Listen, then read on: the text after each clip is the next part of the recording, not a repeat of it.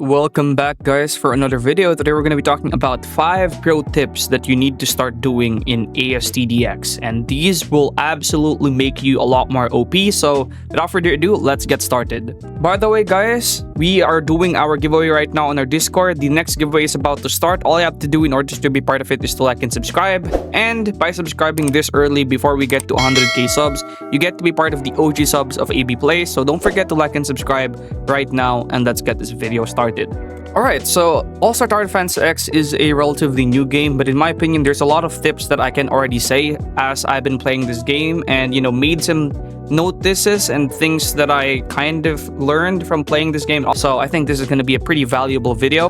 The first one is going to be going for All-Star all the time.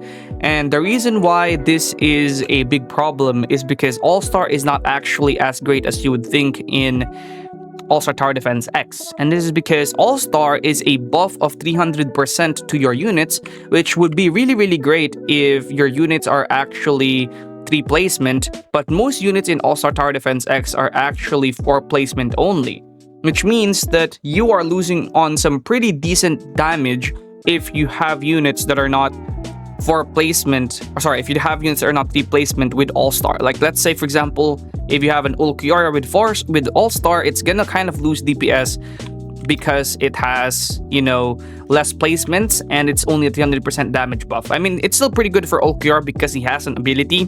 There's only certain units in the game where All-Star is really great. Song Jinwoo is one of them, Ulquiorra is one of them. But there are units where All-Star isn't really great as well, like Goku. So going for All-Star on all of these units are very bad. So I would recommend to actually study first which units are going to be good with All-Star before wasting your hard-earned rate rerolls on them. So yeah, let's move on to the fourth one, and this is, in my opinion, probably going to be the most important tip that I can give. The next most important tip that I can give is going to be in the last tip in this video, so watch until the very end if you want to see what that is. But this one is going to be maxing out your farm. And basically what that means is you have to be able to have the best stats on your farm, which is at least SS, bare minimum is SS stats, and then have Midas on it, which increases your farm income by 25%, and then have max level on your farm. So with all of these combined, your Ramen Grill Master, which is your farm unit, can actually create a lot of income for you, or a lot of cash for you, which at the end of the day is basically what tower defense games are. Tower defense games is all about how cost efficient your units are. It's not just about damage. The more cash you have, the better it is for upgrading units, placing down more expensive units, and all that other stuff, because cost efficiency is the name of the game when it comes to tower defense games. And this is actually why if we get another farm unit, it's going to be really overpowered if we have that farm unit in the game or in the team as well. 2 farm units is better than 1 farm unit, and this is mainly because having more farm to upgrade your units to max is significantly better than having more units that aren't maxed. So yeah, maxing out your farm and making the most out of it is the best tip, or one of the best tips I can give you, and it's going to transform the way you play the game because you're going to have more cash faster, you're going to have more cash to upgrade, and it's just significantly better. Number 3 is going to be use elements to your advantage for the harder game modes in the game. And basically what I mean by this is, in All-Star Tower Defense X, elements are used pretty interestingly, and all units right now are balanced in the sense that each of these units can be really great if you use them in an element they have an advantage over. So let's actually go take a look at the daily challenge one right now, which is blue. So if I use a green unit on this daily challenge, I'll be able to clear it easily because I'll be doing 100% more damage. So you can see right here in the map info, the element chart, green is effective against blue, blue is effective against red, red is effective against orange, orange is effective against purple, and purple is effective against green. Some great green units are going to be Darkwing and Aaron. And take a look at this one right here. Plus 100% damage against blue enemies, and the enemies in this stage are blue enemies, so Ulquiorra is going to be doing 100% more damage. And you can see that right here, he is doing 3,000 damage instead of 1,521. So you can see that right there, right? That's pretty cool. And if you use this to your advantage and to form a great team, what you should do is bring one farm, bring Blackbeard, and the rest is units that are effective against the element stage that you are going to be tackling. So like for example, this one, I'm bringing green, and then I also have Black Stash and then the farm unit. I could also bring some other units like supports, but yeah, make advantage of this element and let's move on. It's going to be maxing out the skill tree. Now, maxing out the skill tree is very important because, again, each of them does have a ton of really great buffs and unique abilities that they can give you.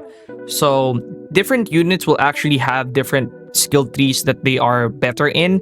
So for example, units like Goku might be really good with damage, with a damage skill tree. Some units like Zeke might be really good for a skill tree that is more SPA based because he's actually quite slow.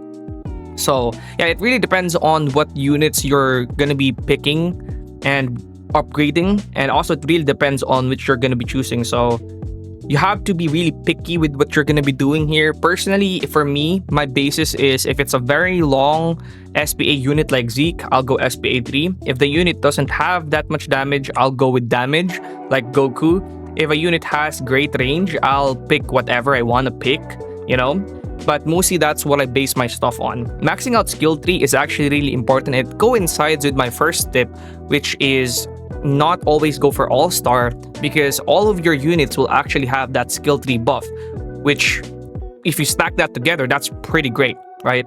So that's mainly my tip when it comes to skill tree. It's very grindy to actually max out the skill tree because you need to get multiple copies, but in my opinion, it's worth it. And last but not the least is going to be the macro. And my last tip is just going to be just macro.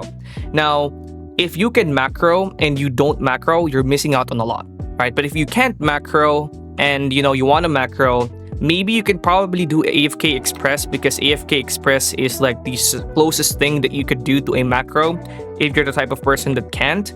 But for me, macroing is the single easiest thing and single best thing that you could do for the game, because you could macro Infinite to get Void Bags.